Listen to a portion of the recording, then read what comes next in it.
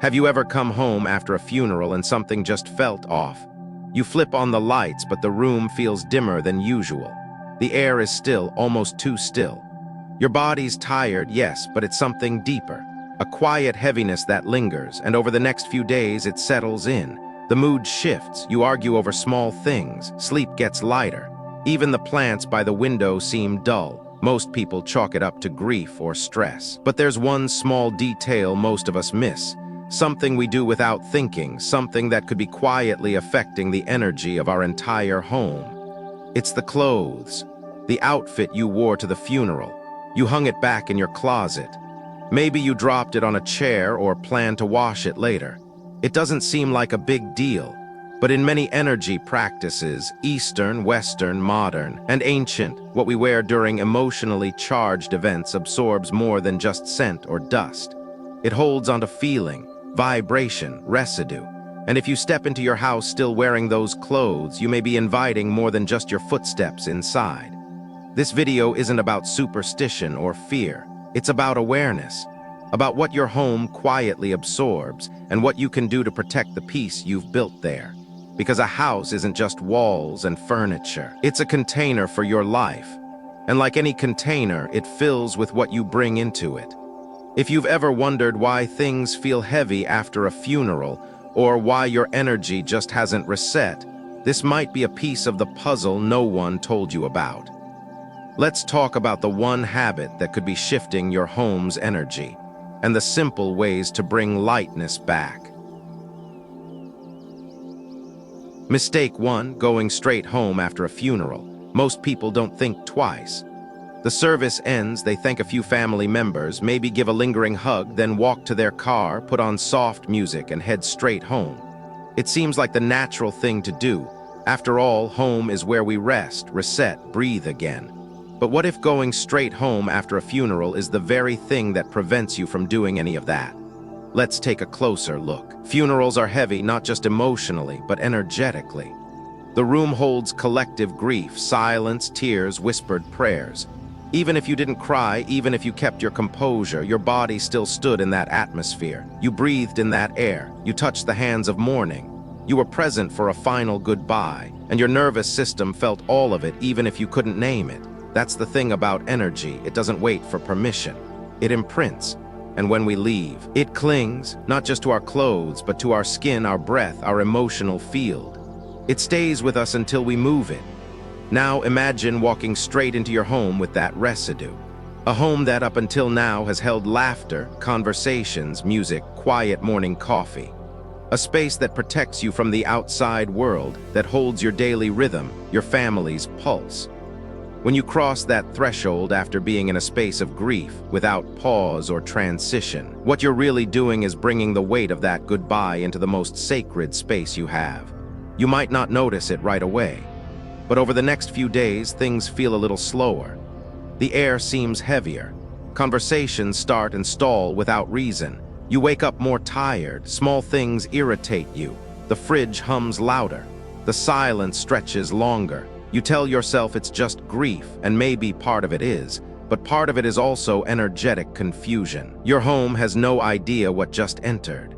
In many traditional cultures, not out of superstition, but out of respect, people were taught never to go straight home after a funeral.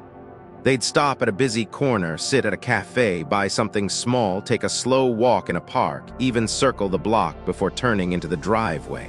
Why? Because they understood that energy needs movement to reset. Stillness holds, but movement releases. The act of being around people, engaging in something ordinary, letting the world feel a little noisy again. That was their way of letting the weight dissolve. They didn't call it cleansing or spiritual hygiene. It was simply common sense built on deep awareness. Today we move fast. We close the car door and head home without a second thought. We walk through the front door, still echoing with the weight of the day, and expect the house to absorb it. And it does. That's what homes do. But they absorb what you don't release. And over time, without knowing why, the house starts to feel like a place you retreat into rather than a place you feel restored by. There's no need for rituals if that's not your thing. You don't have to burn incense or chant words you don't believe. What matters is the pause the moment between leaving the grief and entering the peace. Give yourself a buffer, even if it's just sitting in your car for 5 minutes with the window down. Let the air touch your skin. Let the silence soften. Let your shoulders drop. Let your body catch up with the moment. This isn't about avoiding grief.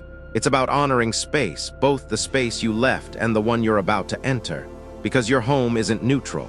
It holds your energy, reflects it, expands it. And when you bring in unresolved emotional residue, it doesn't just sit there, it settles. In corners, in air, in how you feel when you wake up. Your home wants to support you, but like anything sacred, it requires presence. One woman I worked with said she noticed this pattern only after losing her father. Every time someone came over to her house after visiting the cemetery, the atmosphere would shift. Her dog would hide. Her child would get irritable. The light through the curtains would feel flat. It wasn't spooky. It wasn't spiritual. It was subtle, but it was real.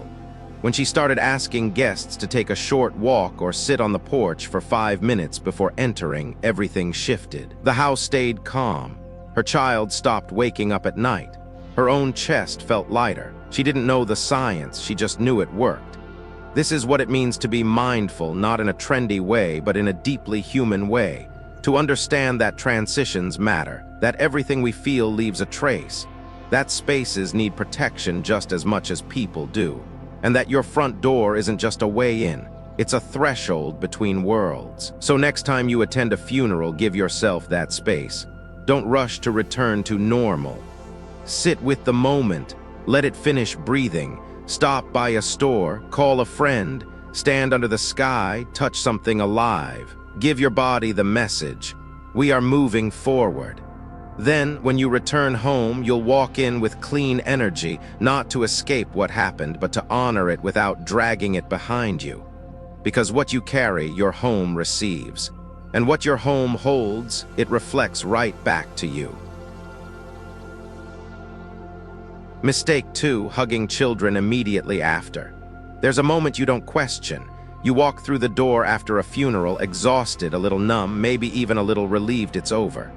And then you see them, your child, running toward you, arms open, face lit up because you're home. Without hesitation, you kneel, scoop them into your arms, and hold them tight. That moment feels healing, necessary, normal. But it's also the moment no one ever talks about, and the one that matters more than most.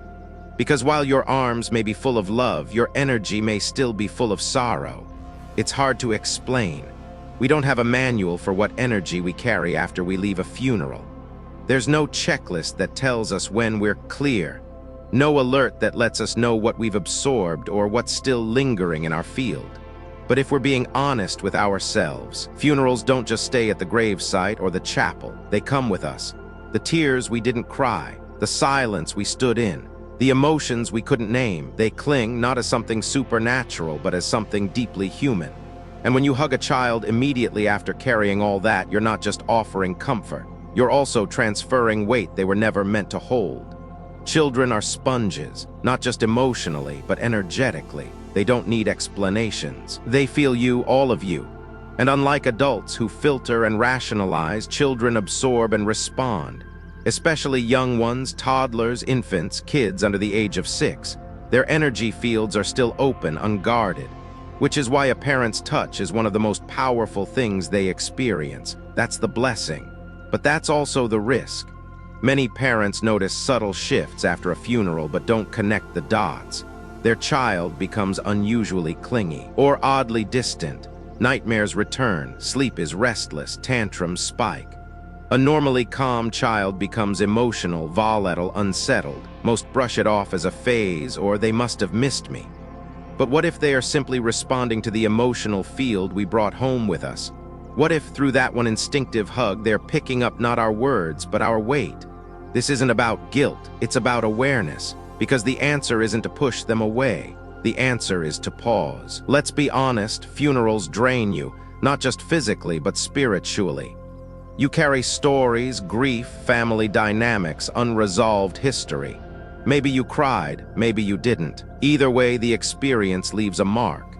And you deserve a moment to reset before transferring your energy into anyone else, especially your child. That reset doesn't require hours, it requires presence. A few mindful minutes between the grief and the embrace. When you walk into your home, take that moment. Step into the bathroom, change your clothes, not just because they smell like smoke or outside air, but because clothing carries energy. Let the fabric go before you touch another. Wash your hands, your face. Splash cool water on your neck. It's symbolic, yes, but it's also physiological.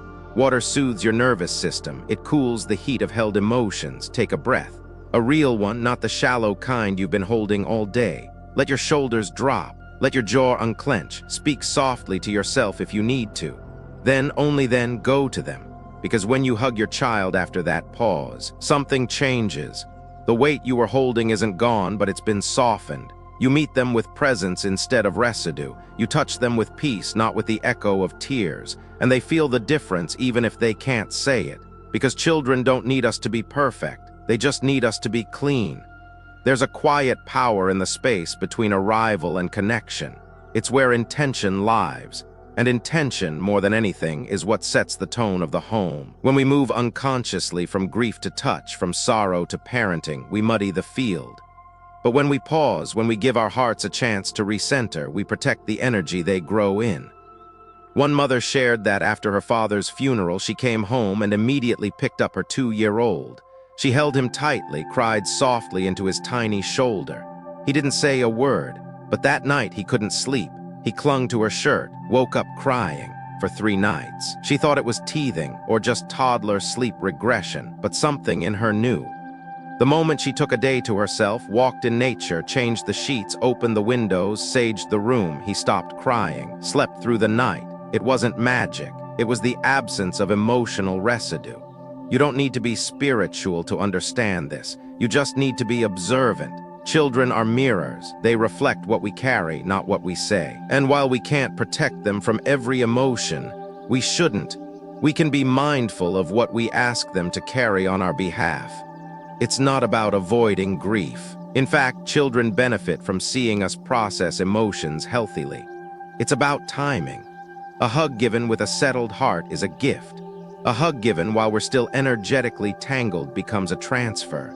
And in a world where children already absorb so much, screens, school stress, environmental shifts, the least we can do is make sure that the love we offer isn't wrapped in emotional noise.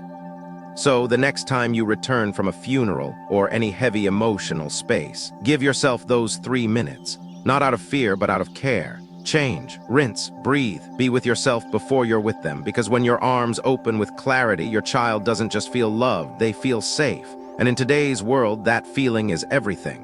What you hold, they hold. What you soften, they don't have to absorb. The pause you take for yourself becomes the peace you hand to them. Let that be your parenting instinct, not the immediate reaction, but the mindful response. Because in that space between grief and love, you protect not just their joy, but your connection. And that is where true emotional safety begins. Mistake 3, visiting someone else's home right after. There's a certain politeness we're raised with. When someone invites us in, we go. When we're passing by a friend's house, we stop. When we have something to drop off, we don't overthink it. After all, visiting someone's home, especially after an emotional event like a funeral, can feel comforting. Familiar faces, warm spaces, a quick distraction from grief. But there's one thing we rarely consider, that the energy we carry from a funeral doesn't stop at our skin, it walks in the door with us. And not every home is ready to receive it. We're not talking about superstition, we're talking about resonance. Every home has its own atmosphere. It holds memories, moods, daily routines. Some homes feel light, like laughter lives in the walls. Others are quiet, thoughtful, sacred. Whatever the tone, that space didn't come from nowhere. It's built from the emotional rhythm of the people who live there. Their conversations, their struggles, their joy, their prayers, their peace. And when you step into that space right after leaving one heavy with grief, you're not just a visitor, you're bringing a wave of energy the house didn't prepare for. Most of us don't notice it. We come in with good intentions, maybe just to drop off a casserole, maybe to sit and talk. But underneath the surface, something shifts. The baby starts crying. The dog won't come near, the conversation feels off. You can't put your finger on it, but the room just doesn't feel right. That's not coincidence, that's contact. When you've been immersed in sorrow, your energy is different. You've stood in an emotional field charged with loss, tears, silence. It lingers in your aura, in your clothes, your breath, your presence. It's not about ghosts or fear, it's about frequency. You're still holding a slower, denser vibration. And when that vibration meets the soft pulse of another home, especially one holding sensitive energy, like a newborn, a pregnant woman, someone recovering from illness, it can disrupt the balance more than you know. Energy doesn't need permission. It simply moves from room to room, from person to person. You don't have to say anything. Just your presence carries weight, not because you're doing something wrong, but because energy travels. And certain homes are built to hold light, not weight. So what can you do? First, pause before entering. Ask yourself, is this visit necessary right now? Could it wait a few hours or even a day? Can I text instead of knock? And if the visit truly can't be postponed, then enter with intention. Acknowledge where you've just been. Honor what you're carrying. Then take a moment before crossing the threshold. Breathe, center yourself, say silently, "May I bring only peace into this space." That one sentence shifts everything. Because when you walk in with awareness, you soften the impact of what you carry. One woman told me she visited her sister's home after a funeral. Her sister had just had a baby. She wanted to bring flowers, maybe hold the baby for a few minutes. But as soon as she stepped in, the baby started crying uncontrollably. She hadn't even said a word. Her sister, sensitive to energy, quietly asked her to sit on the porch instead. She wasn't offended, she understood. She sat there, looked at the flowers, closed her eyes. She hadn't realized how much sorrow was still wrapped around her. After 10 minutes outside, she felt a shift. When she came back in, everything felt lighter. The baby calmed. The visit became soft again. That's the difference intention makes. Our culture teaches us to be polite, to show up, to offer help. But true presence isn't just about doing, it's about how we show up. Sometimes the most respectful thing you can do is to wait, not out of shame, out of care. Some families keep boundaries for this very reason.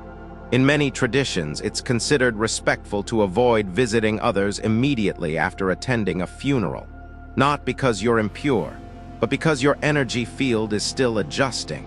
Your nervous system is still recovering. Your spirit hasn't fully returned.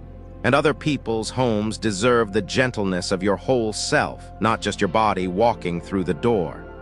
If you're the one being visited and you feel something's off, it's okay to speak it. You don't have to explain it with spiritual terms. You can simply say, "Would you mind taking a moment outside first?"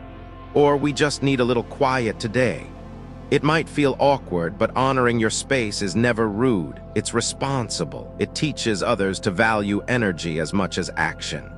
This isn't about walking on eggshells. It's about remembering that homes are alive. They feel what we bring. And when someone has just been surrounded by sorrow, it takes time to recalibrate. The pause is protective. For them, for you, for the space you both share. Here's a simple way to recalibrate before visiting someone's home after a funeral. Change your clothes. Don't walk in wearing what you wore at the service. Even if they look clean, the energetic residue clings to fabric more than we think. Wash your hands and face, not just for hygiene, but to symbolically clear your own field. Take a walk, even just around the block. Let fresh air move what's stagnant. Drink a warm beverage. Heat grounds you, soothes your system. Breathe slowly before you arrive. Let your shoulders drop, your jaw relax. And then when you enter, bring only presence, not performance, not pressure to be cheerful, just sincerity, just calm. Because the way you arrive sets the tone for everything that follows. You don't have to believe in energy to practice respect. You just have to believe in being thoughtful, because homes are more than places. They are containers for emotion, memory, healing. And some containers are more fragile than others. When you walk in carrying what isn't yours, you risk spilling it into a space that was never meant to hold it. So before you visit someone else's home, especially after you've just been with loss, ask yourself, what am I walking in with? And what might their home be holding right now? Let your answer guide your choice. Because sometimes the most generous thing you can bring is nothing but your presence, quiet, intentional, and clear. The most dangerous mistake: funeral clothes. It's often the last thing on your mind.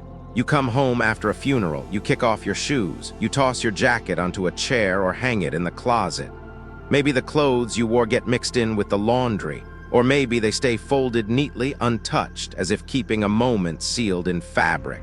But here's the thing almost no one considers: those clothes didn't come home empty. They brought something with them. We rarely think of clothing as anything more than fabric and form. It's just what we wear, right? But what if clothing, especially what we wear during intense emotional events, acts like a second skin, absorbing what we can't fully process in the moment? And what if the most overlooked item in your house right now, the shirt you wore to say goodbye, is quietly shifting the energy around you? Funerals carry weight. They're spaces thick with emotion, sadness, remembrance, fear, release. The air holds the scent of incense, the sound of sobs, the ache of unspoken words, and you stood in all of it. You breathed it in. You absorbed the atmosphere not just into your mind, but into your body, into your clothing. Because what touches you physically often touches you energetically too. And when those clothes come home with you, without pause, without cleansing, they bring traces of that heavy environment into a space that was never meant to hold it. Your bedroom, your closet, your laundry basket, the very places that should restore you quietly begin to feel different, heavier, less clear. You may not even realize it at first. But over time, the subtle changes appear. You feel more irritable, restless. The air in your home feels stagnant even when the windows are open.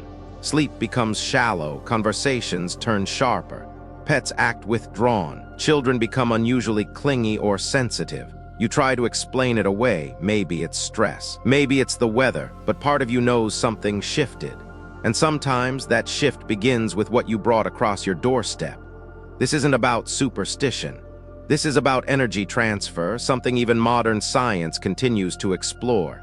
In hospitals, uniforms get changed before nurses go home. In trauma care, professionals are taught how to decompress and reset. Why?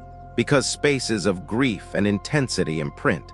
And what you wear during those moments matters. Not just emotionally, but energetically. Funeral clothes are not bad.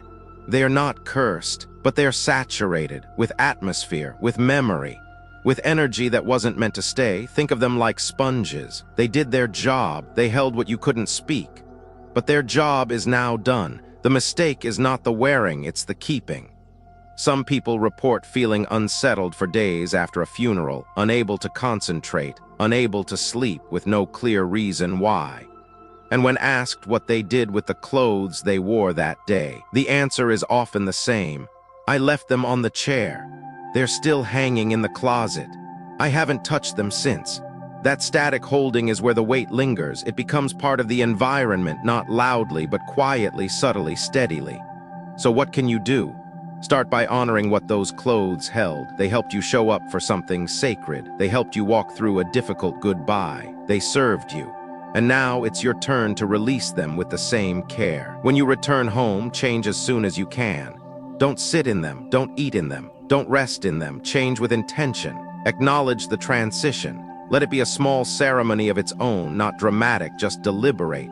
Then wash them separately, not because they are dirty, but because energy lingers and shared laundry can spread more than lint. You see salt in the wash if you have it, or a few slices of ginger. Both are known for clearing stagnant energy in many cultures, not magically, but through the simple power of nature's balance.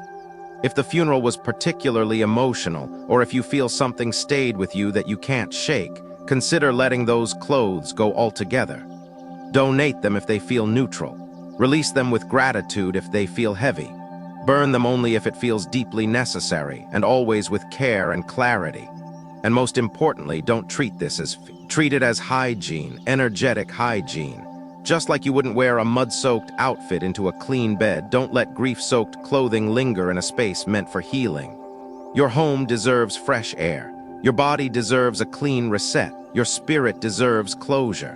One woman I spoke with had kept the dress she wore to her father's funeral at the back of her closet for months. She didn't wear it again. She didn't even look at it. But she also didn't remove it. That closet, she said, always felt heavier.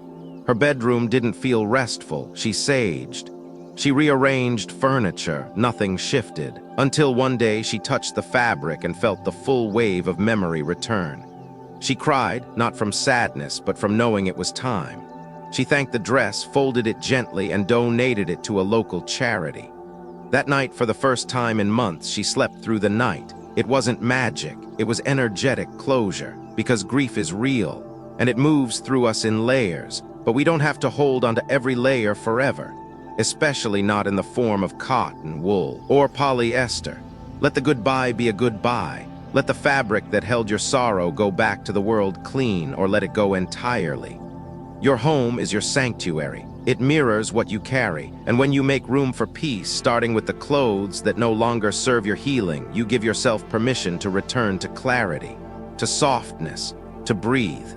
So next time you return from a funeral, ask yourself, what am I bringing in with me? Not just in my mind, but on my body, in my bag, on my skin. And is it something I want to keep echoing through my space? If the answer is no, then do what's needed. Not because you're afraid, but because you're ready to protect the calm you've built around you. One layer at a time, one piece of clothing at a time, one breath at a time. That's not superstition, that's stewardship. A gentle ritual to clear the energy at home. You don't have to believe in energy to notice when something in your home feels off. The air feels heavier, the silence hums louder, the light that once danced through the windows now seems stuck in the corners. You vacuum, you open windows, but something lingers, a weight that isn't physical, a presence that isn't seen but deeply felt, especially after grief has passed through. Sometimes what your home needs isn't rearranging, it's releasing. After a funeral, even if you've done everything right, changed your clothes, taken a pause, let yourself breathe, your home might still be holding some of that sorrow, not out of malice, but because homes, like people, absorb and they remember. That's where this gentle ritual comes in. Not a performance, not a tradition, just a quiet act of care for the space that holds your life. Start by opening your windows, everyone you can, even if it's cold, even if it's just for 5 minutes. Let new air touch the walls, the furniture, the ceilings. Energy moves with air. Let it sweep out the stale weight you can't see. Next, choose a scent that reminds you of peace. Lemongrass, lavender, sage, sandalwood, whatever feels like clarity to your senses. Light a candle, diffuse an oil, or place a few slices of ginger in warm water and let the steam rise through the room. Scent speaks where words don't. Then create sound. Ring a bell, hum softly. Play a piece of music that doesn't just fill the room, but soothes it. Sound breaks stagnant energy. It brings movement where there was stillness. It reintroduces rhythm. Place a small bowl of sea salt near the main entrance or in the room that feels the heaviest. Sea salt draws in what no longer belongs. Leave it overnight. Discard it in the morning, outside, not down your sink. Let it take what it absorbed and give it back to the earth. And finally, speak to your space.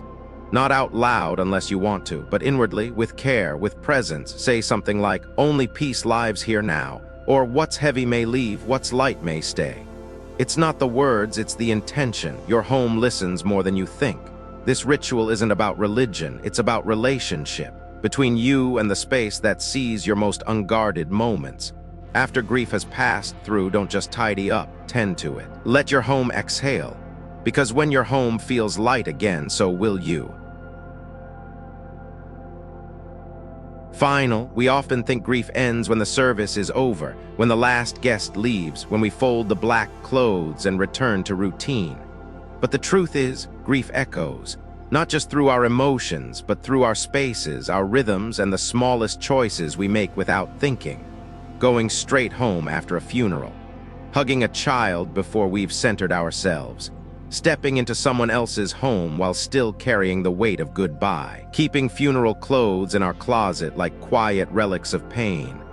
Each of these things seems harmless, natural, even necessary. And yet when you pause, when you truly look closer, they are small gateways. Gateways where energy, sorrow, unrest, heaviness slips in quietly and takes root. Not because we're careless, but because no one ever told us how to protect what matters most, our home's peace, our child's innocence, our body's clarity. This isn't about superstition, it's about stewardship. You don't need to believe in energy to feel when your house gets heavy. You don't need rituals to understand the power of intention. What you bring home on your clothes and your breath through your emotions becomes part of the space that holds your life. That's not philosophy, that's physics. Everything vibrates, everything affects everything else.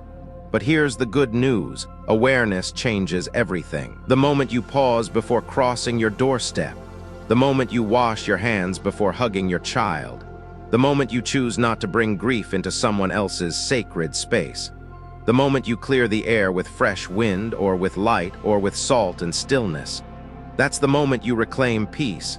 That's the moment healing begins not just inside you, but around you.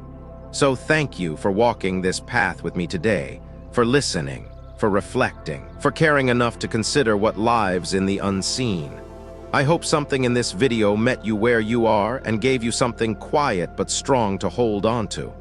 May your home be light. May your grief pass gently. And may the energy you carry be the kind that brings rest, not residue. Take care, and I'll see you in the next one.